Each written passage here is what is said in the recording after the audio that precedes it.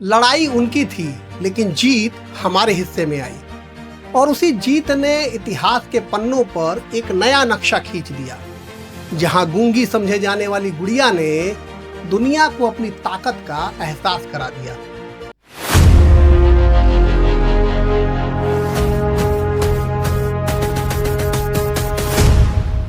यह कहानी है 1971 के उस निर्णायक युद्ध की, जिसने सिर्फ सीमाएं नहीं बदली बल्कि इतिहास का नया नक्शा ही लिख दिया। यह कहानी है भारतीय सेना के साहस, अनुशासन की और मानवीय मूल्यों की, जिसने न केवल अत्याचार के विरुद्ध मोर्चा संभाला बल्कि पाकिस्तानी हुकूमत को घुटनों पर ला दिया। भारत ने महज 13 दिनों में दक्षिण एशिया का पूरा नक्शा ही बदल दिया और बांग्लादेश के रूप में एक नए राष्ट्र को जन्म दिया। इस पूरी कहानी को समझने के लिए हमें थोड़ा सा पीछे जाना होगा। साल 1947 में विभाजन हुआ और पाकिस्तान एक अलग देश बना, जो कि 2 हिस्सों में बटा था। एक तरफ था पश्चिमी पाकिस्तान तो दूसरी तरफ था पूर्वी पाकिस्तान, यानी कि आज का बांग्लादेश। कहने को यह अपने आप में एक अजीब सा देश था, जो एक दूसरे से हजारों किलोमीटर दूर था और बीच में था भारत। वैसे तो पाकिस्तान में सत्ता का केंद्र हमेशा पश्चिम में ही रहा। पूर्वी हिस्से के लोगों को हमेशा नजरअंदाज किया गया, क्योंकि उनकी भाषा उनसे अलग थी, उनकी पहचान भी उनसे अलग थी। उन्हें बार बार यह महसूस कराया जाता कि उनके फैसले कहीं और लिए जा रहे हैं, और यहीं से असंतोष ने जन्म लेना शुरू कर दिया। यहीं से राजनीति में दरार पड़ती नजर आई और यही दरार आगे चलकर युद्ध का कारण बन गई। 1970 का आम चुनाव इस कहानी का पहला बड़ा मोड़ था। पूर्वी पाकिस्तान की अवामी लीग ने जनता का भरोसा जीता और शेख मुजीबुर रहमान के नेतृत्व में उन्हें स्पष्ट जनादेश मिला। कायदे से शेख मुजीबुर रहमान को पाकिस्तान का प्रधानमंत्री बनना था, लेकिन जनादेश सत्ता में नहीं बदल सका। कारण था जुल्फिकार अली भुट्टो और उसकी पार्टी, पाकिस्तान पीपुल्स पार्टी, जिन्हें एक बंगाली प्रधानमंत्री नामंजूर था। तब पूर्वी पाकिस्तान में लोगों ने महसूस किया कि उनके वोट की ताकत को स्वीकारा नहीं गया है। विरोध बढ़ने लगे, रास्तों पर प्रदर्शन होने लगे, सभाओं में नाराजगी बढ़ने लगी और ढाका से लेकर गांवों तक एक ही सवाल गूंजने लगा, अगर जनादेश भी मान्य नहीं है तो फिर न्याय कहाँ है। तभी पाकिस्तान की सेना ने 25 मार्च 1971 को ऑपरेशन सर्च लाइट शुरू किया, जिसने पाकिस्तानी सेना की हैवानियत को इतिहास के पन्नों में दर्ज कर दिया। ऑपरेशन सर्च लाइट का लक्ष्य था विरोधी को कुचल देना, आवाज को खामोश कर देना और पूर्वी पाकिस्तान की राजनीति को बलपूर्वक अपने नियंत्रण में ले लेना। लेकिन जो शुरू हुआ वह सिर्फ सैन्य कार्रवाई नहीं थी, वह एक मानवीय तबाही बन गया। शहरों में गोलियां बरसाई गई, घर उजाड़ दिए गए, विश्वविद्यालयों पर हमला, नेताओं की गिरफ्तारी और आम लोग जो किसी सत्ता के दुश्मन नहीं थे, वे भी इस हिंसा की चपेट में आ गए। उस ऑपरेशन के नाम पर लाखों महिलाओं की आबरू तक लूटी गई, दिन दहाड़े कत्लेआम किए गए, क्रूरता की सारी हदें पार हो गईं। अब पाकिस्तान सिर्फ एक राजनीतिक इकाई नहीं था, वह एक ऐसा ढांचा बन गया था जिसमें अपने ही नागरिक सुरक्षित नहीं थे। इसके बाद जो हुआ वह सीमा पार फैलता हुआ दर्द था। तकरीबन 1 करोड़ लोग अपने घरों को छोड़कर भारत की ओर भागे, जिसमें बूढ़े, बच्चे, माएं, घायल लोग, भूख से टूटी हुई जिंदगियां और आंखों में सिर्फ एक ही उम्मीद कि कहीं तो सुरक्षा मिले। और यह सिर्फ एक शरणार्थी संकट नहीं था, यह एक पूरे मानव समुदाय का विस्थापन था। गांव उजड़ रहे थे, परिवार बिखर रहे थे और भारत की सीमाओं पर एक नई तरह की आपदा खड़ी हो रही थी, जो किसी भी देश के लिए इतने बड़े शरणार्थियों के प्रवाह को संभालना बहुत मुश्किल था। यह सिर्फ कूटनीतिक चुनौती नहीं था, वह नैतिक, सामाजिक और सुरक्षा तीनों स्तरों पर दबाव बना रहा था। अब भारत के सामने एक कठिन सवाल था कि क्या वह सिर्फ दर्शक बना रहे या फिर संकट में हस्तक्षेप करे। तत्कालीन प्रधानमंत्री इंदिरा गांधी की सरकार के लिए यह केवल पड़ोसी देश का मामला नहीं था, भारत की सीमा पर शरणार्थियों का दबाव था। पूर्वी सीमा अस्थिर हो रही थी और क्षेत्रीय शांति लगातार टूट रही थी। भारत ने इस संघर्ष को सिर्फ सैन्य दृष्टि से नहीं देखा, बल्कि मानवता की दृष्टि से भी देखा। प्रधानमंत्री इंदिरा गांधी ने भारतीय सेना प्रमुख जनरल सैम मानेकशॉ को बुलाया और पूछा, क्या हमारी सेना युद्ध के लिए तैयार है? सैम मानेकशॉ का जवाब था, नहीं। सैम मानेकशॉ अपनी बेबाकी के लिए जाने जाते थे। उनकी दलील थी कि अगर अभी सेना युद्ध करेगी तो जीत की कोई गारंटी नहीं है। इंदिरा गांधी बड़ी हैरान थी। सैम मानेकशॉ का तर्क था कि मानसून आने वाला है, पूर्वी पाकिस्तान की जमीन दलदल में बदल जाएगी, हमारी सैन्य तैयारियां अभी पूरी नहीं हैं, सैनिकों की तैनाती और उपकरण को व्यवस्थित करने के लिए समय चाहिए। सैम मानेकशॉ ने कहा कि मैडम, अगर सेना को समय दिया जाए तो मैं जीत की गारंटी देता हूं। और प्रधानमंत्री इंदिरा गांधी ने सेना प्रमुख की सलाह को स्वीकार किया। अगले कई महीनों तक भारतीय सेना ने पूरी तैयारी की और उसी समय पाकिस्तान ने 3 दिसंबर 1971 की शाम भारत पर हमला कर दिया। उस दिन पाकिस्तान ने ऑपरेशन चंगेज खान की शुरुआत की।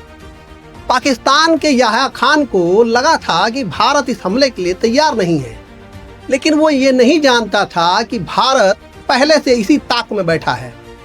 उसी रात प्रधानमंत्री इंदिरा गांधी ने राष्ट्र को संबोधित किया, घोषणा की कि पाकिस्तान ने भारत के खिलाफ युद्ध छेड़ दिया है और इसका हम डटकर मुकाबला करेंगे। 3 दिसंबर को पाकिस्तान ने हमारे ऊपर एक हमला किया। पाकिस्तानी हवाई जहाज़ों ने हमारे अमृतसर, पठानकोट, श्रीनगर, अवंतीपुर, उत्तरलाई, जोधपुर, अंबाला और आगरे के हवाई अड्डों पर बमबारी की।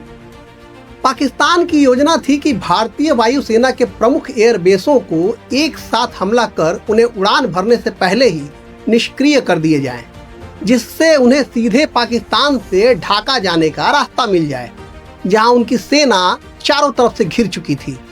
शाम होते होते पाकिस्तानी लड़ाकू विमान सीमा पार कर चुके थे। उनका लक्ष्य था अमृतसर, पठानकोट, श्रीनगर, अवंतीपुर, जोधपुर, आगरा, अंबाला, उत्तरलाई, हलवारा सहित कई भारतीय एयरबेस पर बम गिरने लगे।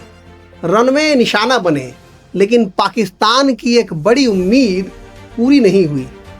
भारतीय वायुसेना के अधिकांश लड़ाकू विमान पहले से ही सुरक्षित स्थानों और मजबूत शेल्टरों में पहुंचा दिए गए थे। रनवे क्षतिग्रस्त हुए, लेकिन उन्हें कुछ ही घंटों में फिर से उपयोग के लिए बना दिया गया।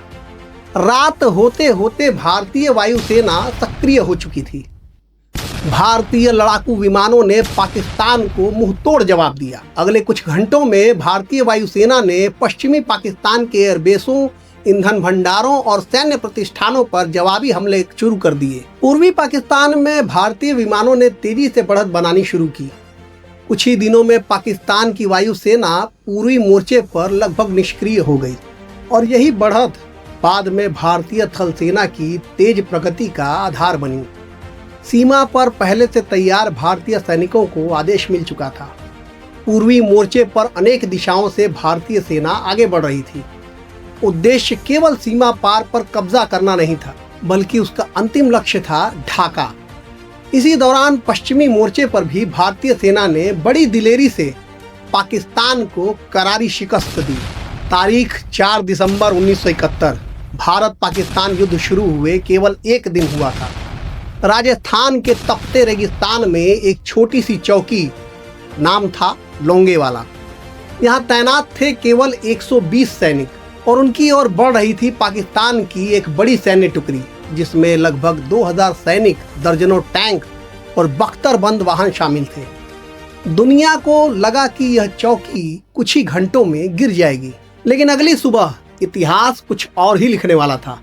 लोंगेवाला पोस्ट राजस्थान के जैसलमेर सेक्टर में भारत पाकिस्तान सीमा के पास स्थित एक छोटी सी सीमा चौकी थी। रणनीतिक रूप से यह स्थान अत्यंत महत्वपूर्ण था।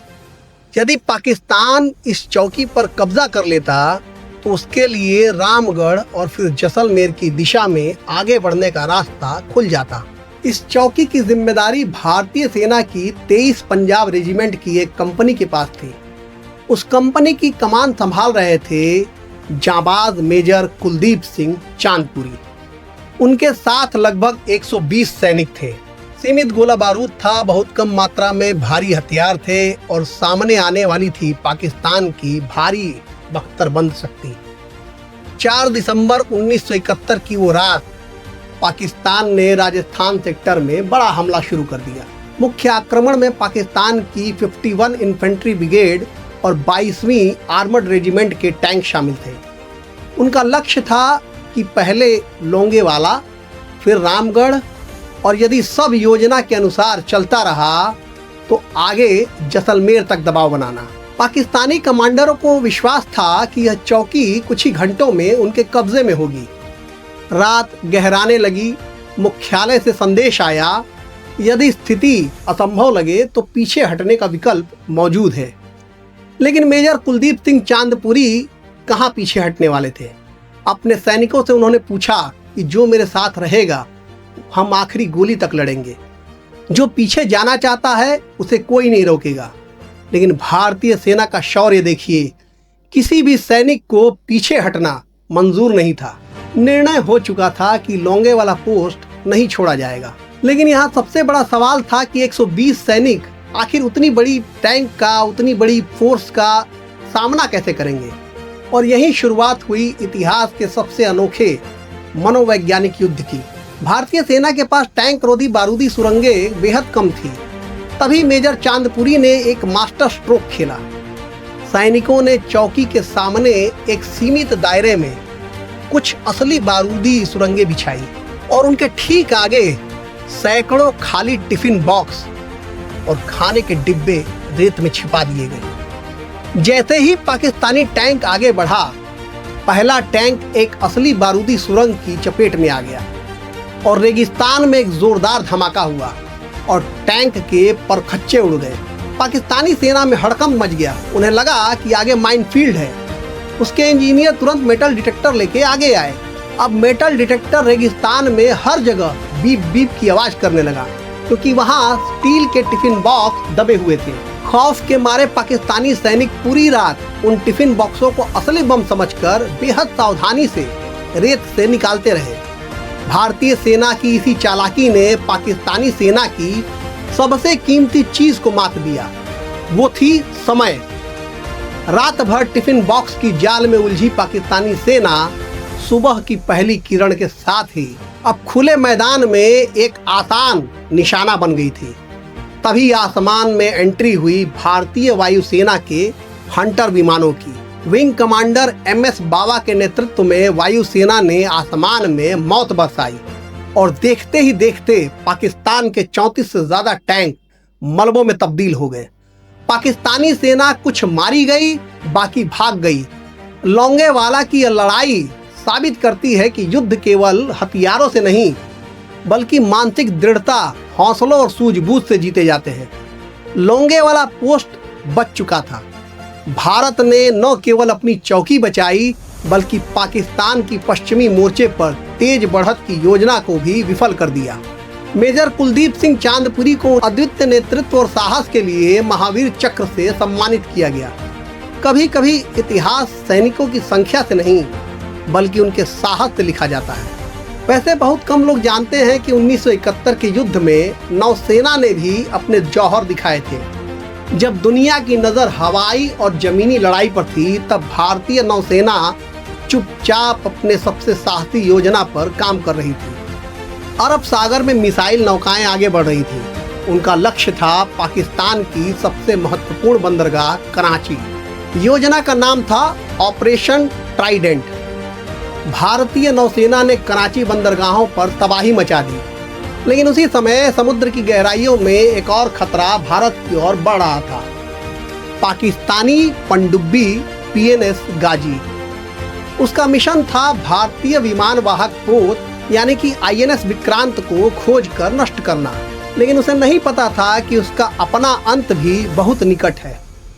PNS गाजी यह अमेरिकी तकनीक से बनी एक ऐसी पनडुब्बी थी जो पानी के नीचे हफ्तों तक छुपकर वार करने में माहिर थी। पाकिस्तानी पनडुब्बी अरब सागर से घूमकर बंगाल की खाड़ी की तरफ बढ़ रही थी, लेकिन भारतीय नौसेना के वाइस एडमिरल नीलकांत कृष्णन को इसकी भनक लग चुकी थी।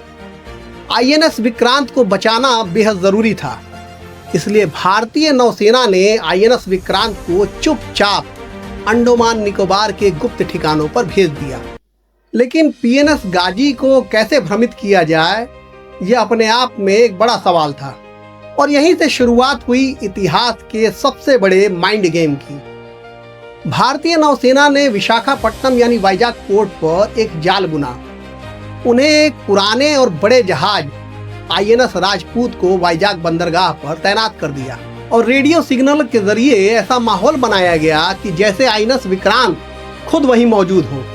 बंदरगाह पर भारी मात्रा में राशन और मीट के ऑर्डर दिए गए ताकि पाकिस्तानी जासूसों को यह यकीन हो जाए कि यह सब विक्रांत के विशाल क्रू के लिए है। गाजी ने झूठे रेडियो संदेश को पकड़ा और वह सीधे मौत के कुएं की तरफ पड़ गई। कैप्टन इंदर सिंह ने एक सेकंड भी बर्बाद नहीं किया। उन्होंने आईएनएस राजपूत को घुमाया और पानी के नीचे फटने वाले 2 भयंकर बम यानी डेप्थ चार्जर समुद्र की गहराइयों में दाग दिए। आधी रात के सन्नाटे को चीरते हुए पानी के भीतर एक ऐसा जोरदार धमाका हुआ जिससे वाइजाग तट की जमीन हिल गई। पीएनएस गाजी के परखच्चे उड़ चुके थे। वे अपने सभी 93 क्रू सदस्यों के साथ समंदर की अगाध गहराइयों में समा गई। हालांकि पाकिस्तान आज भी दावा करता है कि यह एक आंतरिक तकनीकी हादसा था, लेकिन सच यही है कि भारतीय नौसेना की जासूसी और सामरिक चाल ने ही गाजी को वाइजाग के उस चक्रव्यूह में आने पर मजबूर किया। गाजी के डूबने के साथ ही पाकिस्तानी नौसेना की कमर टूट गई और भारत ने पूरे युद्ध के दौरान बंगाल की खाड़ी में अपना एक छत्र राज कायम रखा। ये कहानी है भारतीय नौसेना के शौर्य, सब्र और अचूक रणनीति की। 1971 की जीत केवल रणभूमि में नहीं जीती गई थी, उसकी नींव उन महीनों में रखी गई थी जब जल्दबाजी के बजाय तैयारी को चुना गया।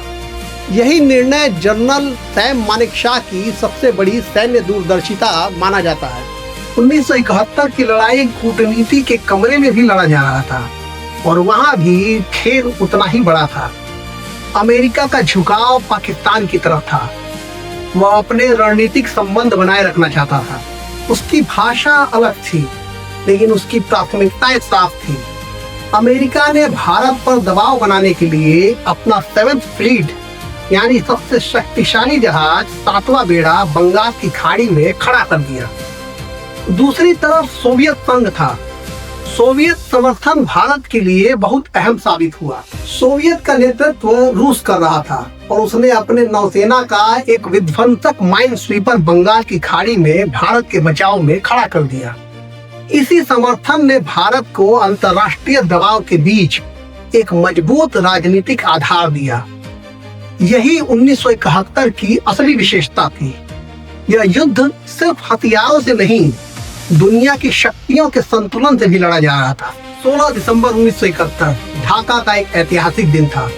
पाकिस्तानी कमान ने आत्मसमर्पण किया।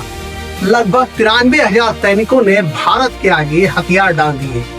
यह संख्या केवल एक आंकड़ा नहीं थी, यह इतिहास की सबसे बड़ी सैन्य पराजयों में एक थी और भारत के लिए यह एक निर्णायक विजय थी। लेकिन यह विजय सिर्फ सैन्य नहीं थी, यह उस जनता की जीत थी जिसकी आवाज दबाई गई थी। यह उस संघर्ष की जीत थी जिसने वर्षों तक अनसुना किया गया, और यह उस नए राष्ट्र की जन्म घड़ी थी जिसे अब बांग्लादेश कहा जाता है। 1971 सिर्फ एक युद्ध नहीं था, बल्कि भारतीय सेना के शौर्य, पराक्रम, सूझबूझ की गौरव गाथा, जिसे मानवता को बचाने के लिए एक नए देश को जन्म दिया। और यही है उसकी सबसे बड़ी, सबसे सच्ची और सबसे अनकही कहानी।